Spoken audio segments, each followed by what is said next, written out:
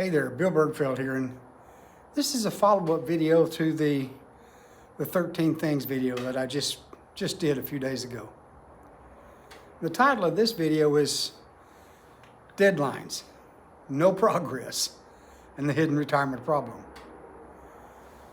You see, in that first video, in that 13 Things video, I mentioned that urgency disappears, or it seems to, when you retire. And it feels like, and even sounds like, that's a relief. But it's really not. See, this might be the single biggest reason retirees who wanted to write a book or learned how to play a musical instrument or finally fix up the garage or repair the leaky water faucet in the kitchen, they never get around to doing it.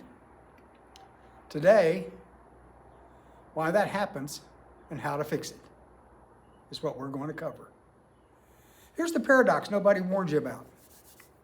Having all the time in the world, that doesn't make you more productive. It makes you less productive.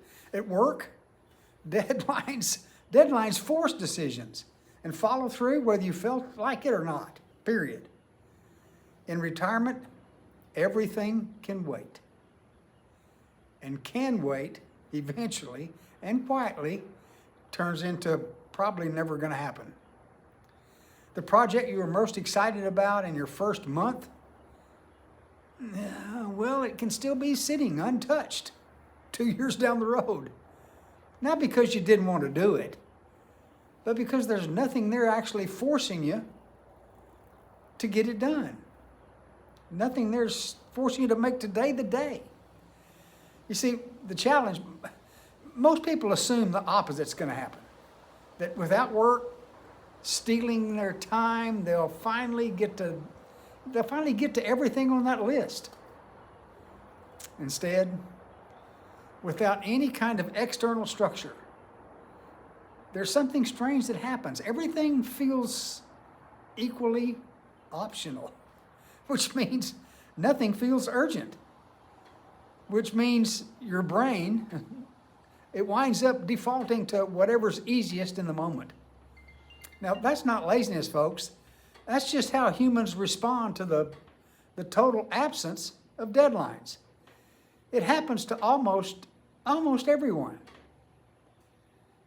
You see, you can get your old job's deadlines back. Maybe.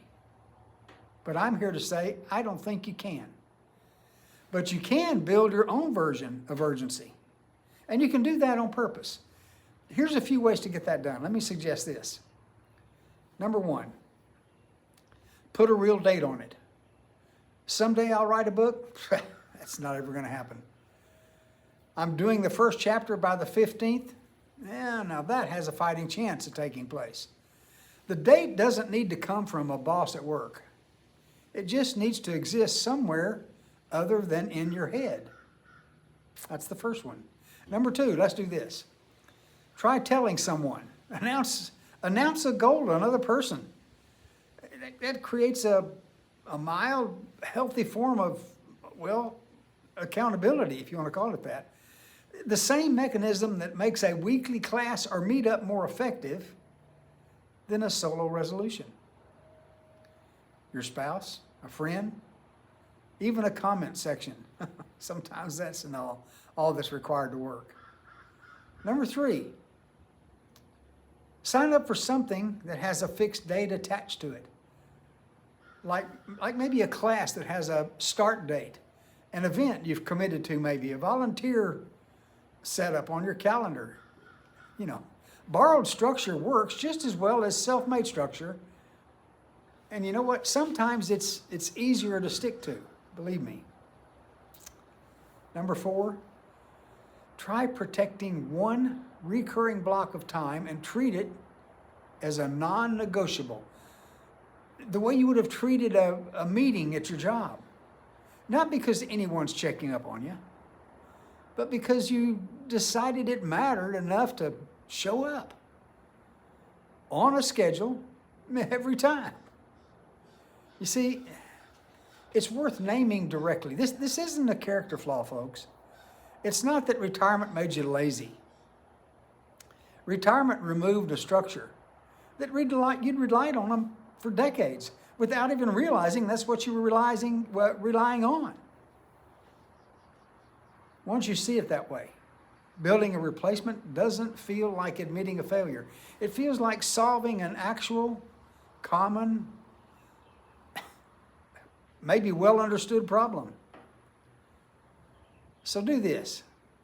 What's one project you've been meaning to start since you retired? You've thought about it. You've overthought about it.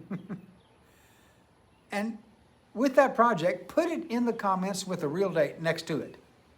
And check back in a month and tell me if you hit it. Now we're going to hold you accountable. Then let me do this. Let me ask you to subscribe. If you want more of this kind of stuff, I'm going to make this a series. It'll probably be 2 more parts to this series. It'll be labeled the 13 points. We're tracking one of the trickiest social moments in retirement. What to actually say when someone asks, "What is it you do?" Hey, hope you have a great day. Take care. Bye now.